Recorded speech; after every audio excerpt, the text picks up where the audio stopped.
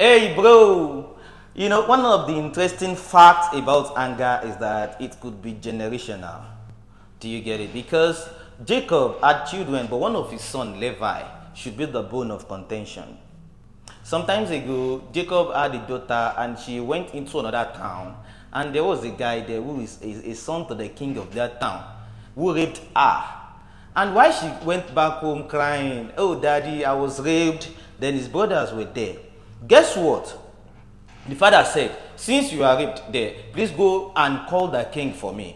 When they called the king to Jacob, then Jacob said, "The Lord said we shouldn't get married to any one of you, but there's nothing we can do. You had sex with our daughter already and you broke her virginity." Do you understand what I'm talking about? So then he now said, "If you could do that for me, it is done." The king of that other town then said, "Oh, I love this. If this is the deal, I'm into it 100%. Okay, they now went. Then Levi and one of his brothers went to meet their father. "Oh, father, are you sure that this is the only thing you want from them?" Then the father said, "Since they broke the virginity of your sister, what should we collect next? Let them get married." They were not comfortable about that. Then in the middle of they planned, they went into the other town and went to tell them that our father said he doesn't just want that alone. He wants every one of you to be circumcised. We have people of the age of 50, 40, we have 80, 70. You know how they are very aged those days. Then he brought in the idea of circumcision.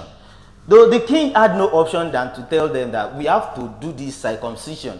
And when they did it, the Bible said that Levi and Simeon now come in the middle of the night, looking at them in pain and agony. Then they now brought out their sword and beheaded everybody in that town because of their anger issue.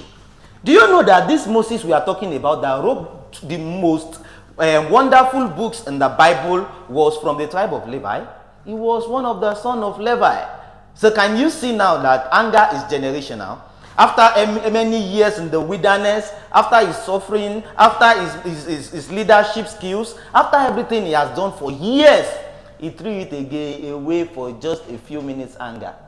Anger could be generational. I don't know if you're listening to my voice, but I'm telling you right now that anger that chased you away from people, chased you away from your helpers, chased you away from family, that doesn't even make your children love you anymore.